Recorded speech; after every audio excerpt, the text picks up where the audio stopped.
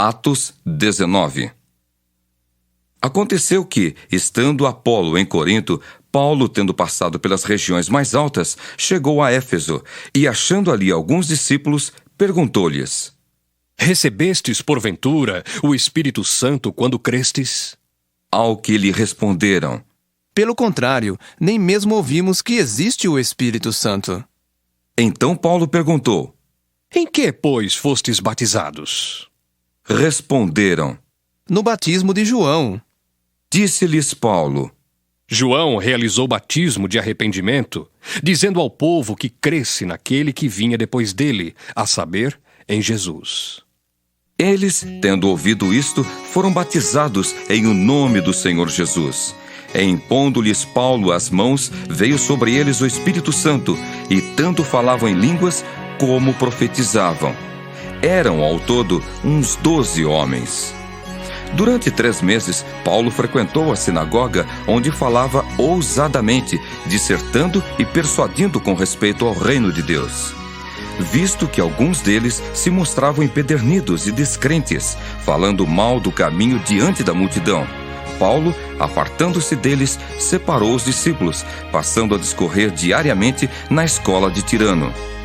Durou isto por espaço de 2 anos, dando ensejo a que todos os habitantes da Ásia ouvissem a palavra do Senhor, tanto judeus como gregos. E Deus, pelas mãos de Paulo, fazia milagres extraordinários, a ponto de levarem aos enfermos lenços e aventais do seu uso pessoal, diante dos quais as enfermidades fugiam das suas vítimas, e os espíritos malignos se retiravam. E alguns judeus, exorcistas ambulantes, tentaram invocar o nome do Senhor Jesus sobre possessos de espíritos malignos, dizendo: Esconjuro-vos por Jesus, a quem Paulo prega! Os que faziam isto eram 7 filhos de um judeu chamado Seva, sumo sacerdote. Mas o espírito maligno lhes respondeu: Conheço a Jesus e sei quem é Paulo, mas vós, quem sois? E o possesso do espírito maligno saltou sobre eles, subjugando a todos, e de tal modo prevaleceu contra eles que, desnudos e feridos, fugiram daquela casa. Chegou este fato ao conhecimento de todos, assim judeus como gregos, habitantes de Éfeso. Veio temor sobre todos eles, e o nome do Senhor Jesus era engrandecido. Muitos dos que creram vieram confessando e denunciando publicamente as suas próprias obras. Também muitos dos que haviam praticado artes mágicas, reunindo os seus livros, os queimaram diante de todos. Calculados os seus preços, achou-se que montavam a 50.000 denários. Assim, a palavra do Senhor crescia e prevalecia poderosamente. Cumpridas estas coisas, Paulo resolveu, no seu espírito, ir a Jerusalém, passando pela Macedônia e Acaia, considerando: Depois de haver estado ali, importa-me ver também Roma. Tendo enviado à Macedônia 2 daqueles que lhe ministravam, Timóteo e Erasto, permaneceu algum tempo na Ásia. Por esse tempo, houve grande alvoroço acerca do caminho, pois um ourives, chamado Demétrio, que fazia de prata nichos de Diana e que dava muito lucro aos artífices, convocando-os juntamente com outros da mesma profissão, disse-lhes: Senhores, sabeis que deste ofício vem a nossa prosperidade, e estáis vendo e ouvindo que não só em Éfeso, mas em quase toda a Ásia, este Paulo tem persuadido e desencaminhado muita gente, afirmando não serem deuses os que são feitos por mãos humanas. Não somente há o perigo de a nossa profissão cair em descrédito, como também o de o próprio templo da grande deusa Diana ser estimado em nada e ser mesmo destruída a majestade daquela que toda a Ásia e o mundo adoram. Ouvindo isto, encheram-se de furor e clamavam: Grande é a Diana dos Efésios!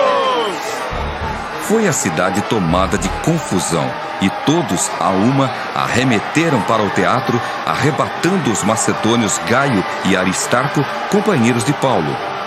Querendo este apresentar-se ao povo, não lhe permitiram os discípulos.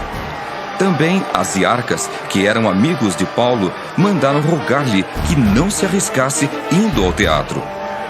Uns, pois, gritavam de uma forma, outros de outra, porque a assembleia caíra em confusão.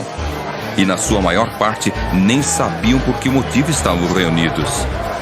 Então tiraram Alexandre dentre a multidão, impelindo-o os judeus para a frente.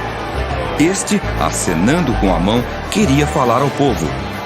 Quando, porém, reconheceram que ele era judeu, todos, a uma voz, gritaram por espaço de quase 2 horas. Grande é a Diana dos Efésios!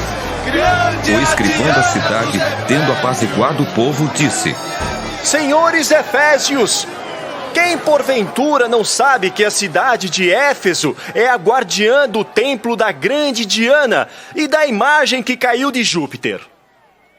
Ora, não podendo isto ser contraditado, convém que vos mantenhais calmos e nada façais precipitadamente, porque estes homens que aqui trouxestes não são sacrílegos, nem blasfemam contra a nossa deusa. Portanto, se Demétrio e os artífices que o acompanham têm alguma queixa contra alguém, há audiências e procônsules que se acusem uns aos outros. Mas se alguma outra coisa pleiteais, será decidida em assembleia regular. Porque também corremos perigo de que por hoje sejamos acusados de sedição, não havendo motivo algum que possamos alegar para justificar este ajuntamento. E havendo dito isto, dissolveu a assembleia.